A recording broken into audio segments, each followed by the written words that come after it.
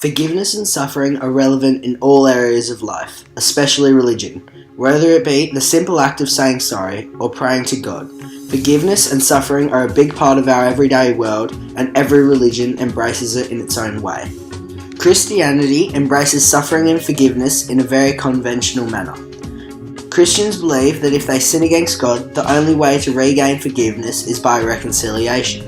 Reconciliation is a sacrament in which people confess their sins to the priest and say a prayer of forgiveness. Christians believe that if they confess their sins, God will hear them and heal their sorrows. Reconciliation is a very unique sacrament in Christianity, as it is the only sacrament other than Eucharist that can be completed more than once. As Christians, we believe this is because God knows we all make bad choices, and He is there to forgive us for those choices. Reconciliation or penance has changed a lot over the course of many years. In the beginning, reconciliation was done just by praying to God individually and practicing good deeds. Even this, though, was only necessary for sins that went against the Ten Commandments. Hundreds of years later, our patron saint, Augustine of Hippo, came up with the idea where special canons were sent out to teach the public.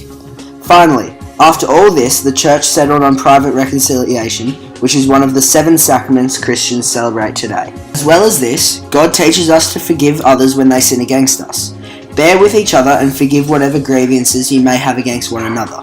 Forgive as the Lord forgave you, from Colossians 3:13, is a great example of this, as it shows us Christians that God does not want us to get frustrated and angry by others' faults, but to forgive them and help them learn. Despite being a non-theistic religion, Buddhism shares many of the same views on forgiveness as Christianity. Buddhists do not base their teachings upon a god, but Buddha. Buddha is the ideal person, and it is what Buddhist people strive to be like.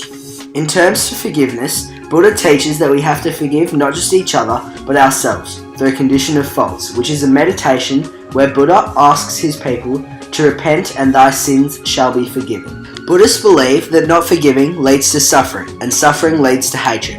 So forgiveness is often a frequent natural occurrence. As well as this, Buddhists participate in Vipassana, which is a special ancient Indian meditation that dates back over 2,500 years. It is during this time that Buddhists reflect on their lives and rid themselves of hatred, therefore forgiving those who have done wrong against them. Vipassana, unlike reconciliation, is performed alone and most of the time in a forest. Buddhist people sit on the ground cross-legged and breathe slowly. While doing this, the body becomes calm, and Buddhist people embrace this as an opportunity to reflect on their own lives.